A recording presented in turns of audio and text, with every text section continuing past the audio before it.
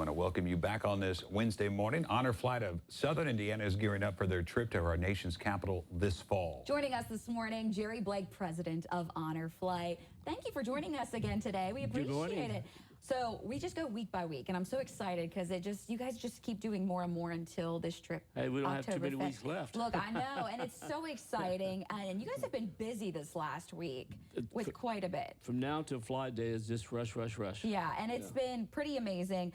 So there's a few topics we want to touch on. First of all, this Friday is the deadline for Operation Mail Call. Yes. And give us a little bit in depth again what that is specifically. Basically, what we want to do is community, the local schools, as I make up cards, postcards, just thanking veterans for their service.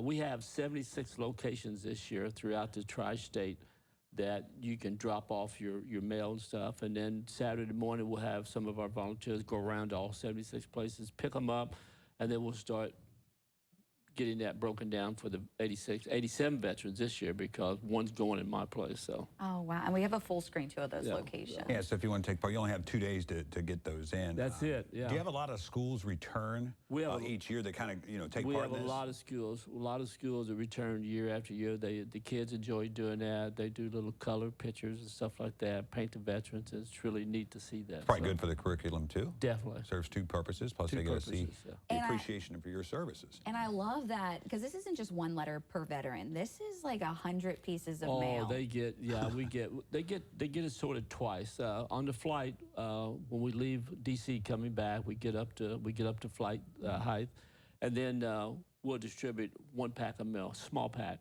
because it's only like an hour and 15 minutes left before we land.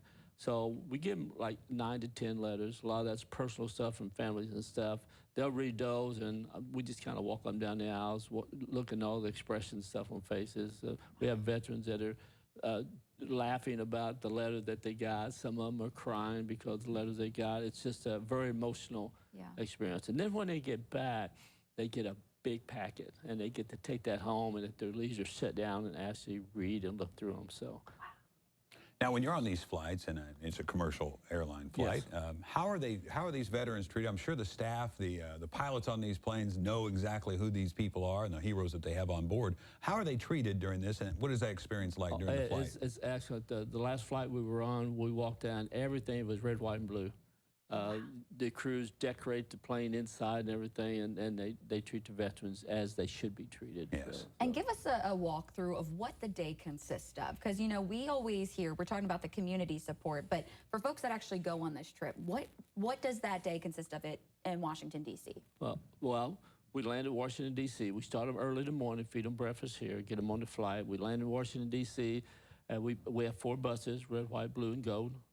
From there, we make, sometimes the trip varies on where the stop's at. We make a lot of the different stops, but this year our first stop's going to be watch the changing of the guard.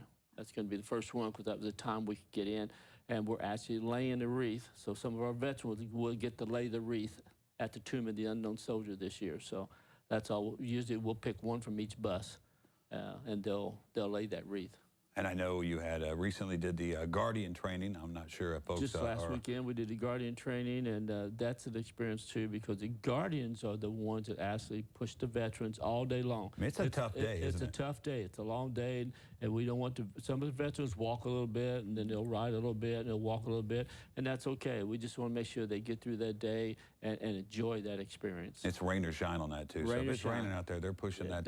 We're pushing. They're pushing their. That's right. We talked about the veterans. What is the experience that you've heard a lot of these Guardians get from attending this? We have brothers, we have sisters that are Guardians, we have wives that are Guardians, and they cannot believe the experience and the people in Washington D.C. that actually come up to the veterans and shake their hands and and thank them for their service and everything. So it's as much for that Guardian as it is for the veteran. The veteran's there to see their memorials that were built for them. The Guardian is there and they just kind of experience all the emotion stuff that go along with that veteran. Absolutely. And I do want to touch on the Welcome Home Parade because after this long day that you guys had, the community can come to the airport, the Evansville Airport, and welcome home these veterans. And I know you were looking for folks in particular. We're still needing parade escorts, and you have to be from the 6th grade up to the 12th grade. And all you got to do is get online at our hfsi.org, honorflightofsouthernindiana.org, and apply for that, and you'll get a phone call, and we want you out there. And what they do, they have it's about a 2-foot by 4-foot picture, and they just carry that in front of the veteran and that sort of thing. But and the kids get a big kick out of that. So. And it's a photo of the veteran. Of the veteran. In their younger days. In their younger days. Wow. It's a great presentation. It's multifaceted. I mean, it's just beginning to end, and there are easy ways to take part. The mail call being one. You only have 2 more days to do that, and of course, escorting. For the parade would be a great way to We still need about 20 escorts, so you know. But just showing up at the airport that morning and that evening is a great way to do it as well. That morning is really great, but that evening is just we'd like to see the whole city of Evansville and the surrounding tri-state. We cover 14 counties. So we want all the counties to come out there and give their veterans from that county a welcome home. So. And I know we have a full screen of the welcome home parade details, but what time is it that evening? The plane usually lands somewhere around 7:45. It usually takes about a half an hour to get them in line. So usually we say get there early because you can get up front and get a spot. You don't have to worry about parking at the airport. If you want to, you have to pay. But if not, just go to Anchor Industries. We got buses that run every half an hour, so we'll get you up there and we'll get you back safely. And wear your red, white, and blue, your flags, your signs. Flags come out. Bring some Kleenexes too, right? Yeah, and have fun. Yeah. Gosh. Yeah.